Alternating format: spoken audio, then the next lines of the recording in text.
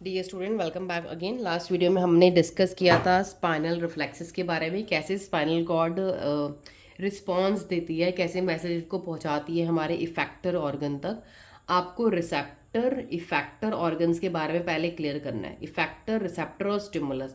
अगर ये तीन चीज़ें क्लियर हैं तो आप ये पूरा चैप्टर अंडरस्टूड कर लें, बिकॉज जो पूरा चैप्टर आपका बेस्ड है stimulus, effector, receptor.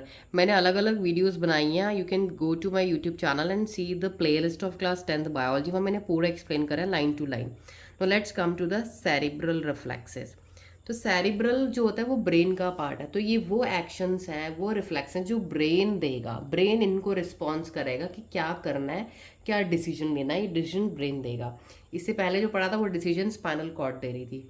Let's come, those reflex action which involve brain are called cerebral reflexes। वो reflex action जो brain में जिसमें brain involve हो रहा है, brain शामिल हो रहा है जिसमें, वो हमारे cerebral reflexes हैं। cerebral reflexes occur in the organs present in the head because these organs are directly connected to the brain। cerebral reflexes हमारे कहाँ होंगे? जो उन organs में जो सीधा हमारे किससे कनेक्टेड है, ब्रेन से।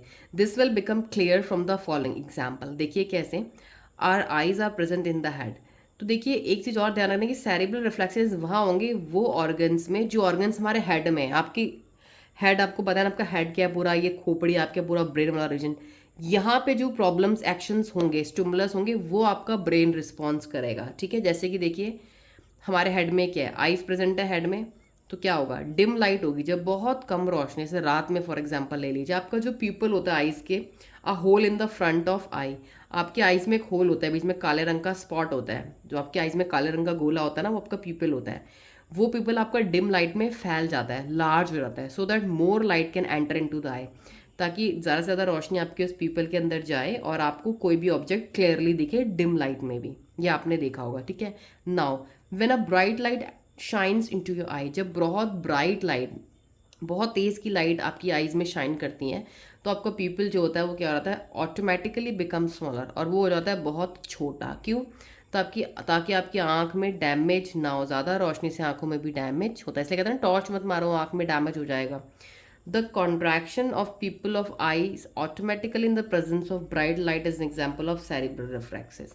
तो जो कॉन्ट्रैक्शन हो रहा है हमारे पीपल का आइज में, ऑटोमेटिकली हमारा पीपल छोटा हो रहा है, बड़ा हो रहा है ब्राइट लाइट में, वो हमारा एग्जाम्पल किसका है, सेरिब्रल। क्योंकि ये एक्शन जो हमारा रिस्पॉन्ड है, ये ब्रेन ने इन्फॉर्मेशन दी है कि पीपल आपको छोटा करना है डिम लाइट में, ब्राइट लाइट में छोटा करना है और बढ़ाना है डिम लाइट में। अब हम एक थोड़ा सा इसका फ्लो चार्ट स्टडी करते हैं। When a bright light falls on I, the light receptors in the I produce impulse. जैसी ब्राइट लाइट आपकी आईज में पड़ती है बहुत तेज़ की, तो आपके जो लाइट रिसेप्टर्स होते हैं आईज में, आईज वाले रिसेप्टर को क्या बोलते हैं, आई रिसेप्टर्स तो होते हैं जो लाइट को डिटेक्ट करते हैं, क्या बोलते हैं, फोटो रिसेप्टर्स बोलते हैं।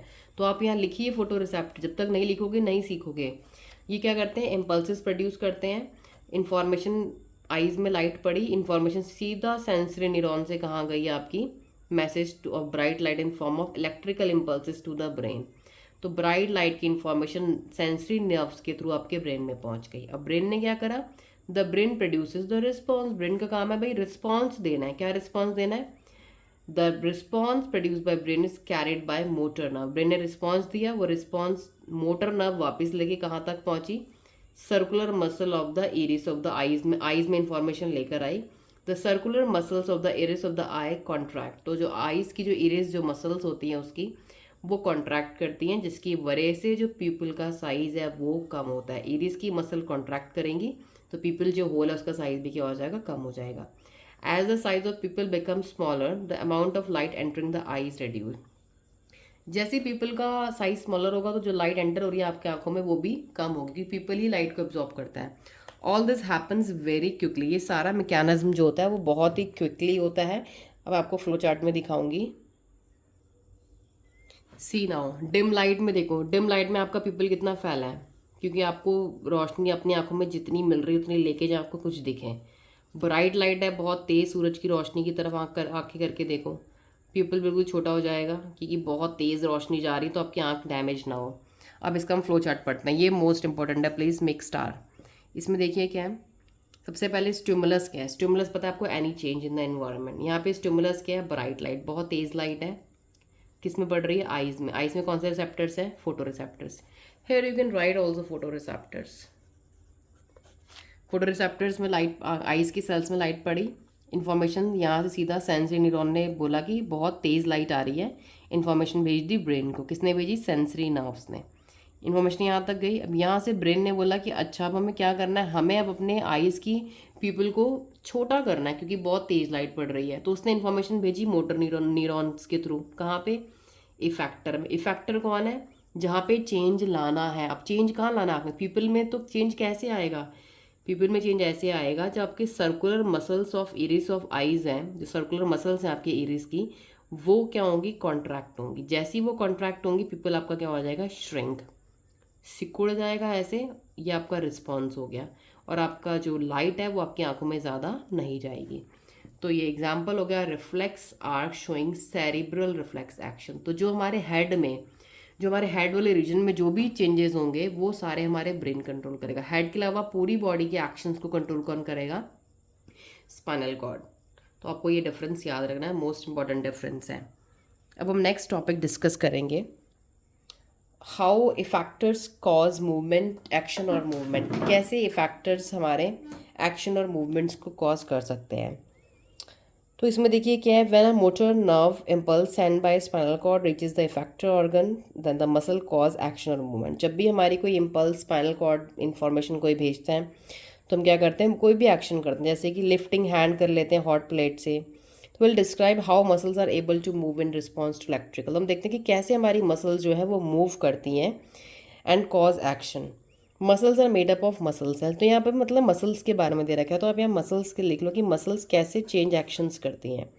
तो muscles made up of muscle sales की बनी होती हैं। Muscle cells contain special protein which can change their arrangement. तो मसल में स्पेशल प्रोटीन होता है जो कि उनकी अरेंजमेंट को चेंज कर सकता है when stimulated by electrical impulse, जब उसके अंदर इलेक्ट्रिकल इम्पल्सेस आती हैं, causing the muscle cell to change shape and contract. तो आई मीन कि मसल सेल्स, अब मसल सेल्स हैं फॉर एग्जांपल, अपनी शेप और साइज़ को ये चेंज कर सकते हैं। When the muscle cell contract the muscles also contract. जब मसल्स के सेल कॉन्ट्रैक्ट होंगे तो मसल भी कॉन्ट्रैक्ट होगी।